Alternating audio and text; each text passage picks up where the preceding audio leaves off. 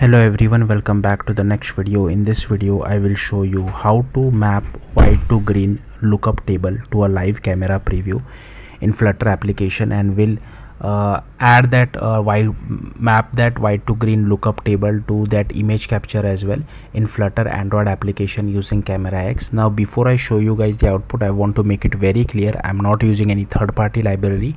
Everything that we will see will be written in native code using will be obviously using Dart, but most of the camera and camera permission and the mapping of white to green lookup table will be done using Kotlin. So yeah, just wanted to give you guys a heads up. So here is the output. So first, again, I'm mirroring my device. I'm just using Android Studio to show you guys the output because it has a cool feature of mirroring your device. So I'll first give the camera permission, and here you can see this button which you see is also a native button. It is not a Flutter button or a Flutter button widget. And this is the camera. Here you can see it is mapping white to green lookup table. Now what does this exactly mean? I think I'm not an expert in this, but what I think is wherever it sees white color, it makes it as green. Again, I'm not really sure what this is, but this is one of the cool Media 3 effects, so that's why I wanted to make a video. I could be completely wrong on this, but here you can see this effect has been applied. So I'll just click on take photo. Now as soon as I click on take photo, it captures the image for us, and it displays the image inside an image view. The image view which you see is a Flutter image view widget. So yeah, that's what I'm using it for. So let's see how to do this.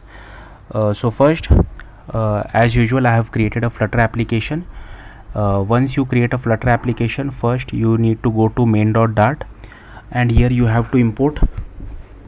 Also one more thing, sorry, make sure you use at least Flutter version 3.32 or higher, because the Media 3 effect which we will be using requires a specific version of Gradle, so minimum version of Gradle, sorry. So if it is higher version of Flutter than 3.32, that's fine, but use at least this one, okay? Otherwise you will face Gradle issues while running the application. So first I have imported dart.io. Then here is our camera view as well. Here is our material, and here is our services. Then this is the boilerplate code which is present by default. I have just refactored this my homepage widget, so it is a stateful widget. Here first we are checking whether we have the camera permission or not. So like I said, it is only for Flutter Android, this tutorial, so we are ignoring other platforms. So for Android it is false by default. Even for requesting camera permission, I have written native code, but if you want, you can use third-party library as well. So here we have created this method channel for requesting camera permission, and inside init state, if platform is Android, then we request for camera permission.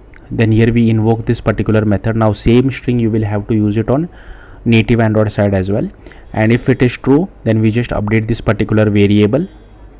Then inside build, we just create a scaffold, and if it's permission granted, we just define this call this my camera view, which I have created a Dart class over here. Here I want to make sure that don't use Flutter app, it should be your own project name. That's what this is referring. Okay, so this is my camera view, and this is the text, give camera permission. That's what has been present over here. So here I have this my camera view .dart file. So here we import our dart.io, material as well as services. We create a stateful widget as well. Then here is our method channel, for which we pass this camera view. String image URL is empty. Here is our creation params. We'll come back to this later on, but if it is platform other than Android, then we are just displaying a placeholder. Okay, if platform is Android, then image URL is empty at the start. In that case, we display this Android view. So the Android view will hold the actual camera as well as the take photo button which you saw at the start, and this string needs to be the same on native Android side as well. And once the platform is created, we get a callback over here, and here we keep listening for this string, I guess. Again, same string you will have to use it on native Android side. This will actually give us the image URL of the captured image, and once we get that, we just update this particular variable. And if this is not equal to empty, then we just use this center widget, and with the help of image.file, we just display our file over here. So yeah, that's it. Next you will have to go to the Android folder, go to app, go to build.gradle, sorry, not this one, this build.gradle. I'll close this. So here you have to add this dependency. Here you need to add Android X camera core, Android X camera 2, Android X camera lifecycle, Android X camera view. Now this Android X media 3 effect is still in alpha at the time of me recording this video, but do check if it does become stable. Make sure you use the stable version. Then here is our Android X media 3 effect, and here we have this Android X constraint layout as well. Then here we go to src main android manifest.xml. here we add this hardware of our camera permission, write external storage permission as well. Then let's go to Kotlin. Here first you need to go to main activity. So firstly you will have to add all these imports. Don't copy my package name, keep your package name what is present by default.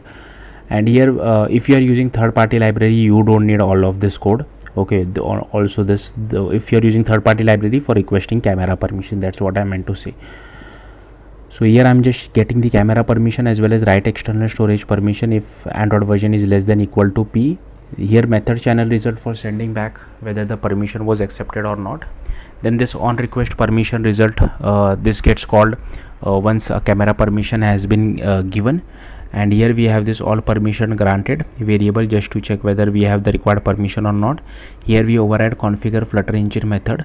So here we can just do Flutter engine dot platform views controller. We register our camera view. So this is important. You have to write this bit of code even if you are using third-party library for camera permission. And you can ignore this code if you are using third-party library for camera. So but we require this. So here again I'm requesting for camera permission. So once you call get camera permission, this thing is called, so this will automatically trigger this particular part. Okay, so yeah, that's it on main activity. If you see over here, we are referencing another Kotlin file called my camera view factory. So over here I have created one Kotlin file called my camera view factory. Again, this should be your own package name what you have inside main activity, so you can just copy that. Rest you can just copy paste all this code. This is boilerplate code, there is nothing to explain over here. This code you have to write every time you want to embed a native Android view inside your Flutter application. So yeah, you can just copy paste all this code which is present. Again, I'll show you this part as well. So yeah, feel free to pause the video and copy this code. Now here you can see we are initializing my camera view as well. So again, we have to create that particular class which contain all the required code. Also inside build.gradle.kts, here we are also adding constraint layout. Okay, so constraint layout will help us to place the camera view and the button in a proper position, just like we have a column widget in Flutter. Okay, so firstly again this should be your own package name. These are all the imports which I have. Feel free to pause the video and just copy all these imports. Okay, then here we have adding this unstable annotation because at the time of me recording this video, this map white to green lookup table is still unstable. The library is stable but the API is unstable. That's why we have to add this annotation, but hopefully by the time you watch it they fix it and we don't require this at the rate unstable, but currently we require it. So this takes a context messenger, ID, creation params as well as activity. Then here we take the image capture as well as process camera provider, initialize our constraint layout, preview view as well as our button. Here is our method channel as well for camera view.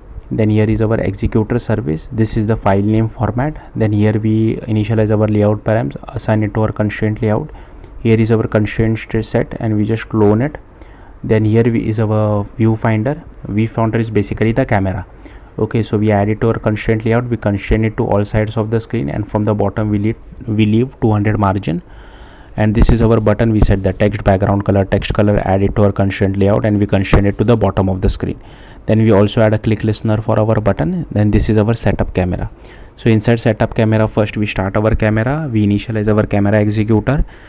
Inside take photo, we first check whether image capture is not equal to null. Then here we have the simple date format. Then we have the content values dot apply.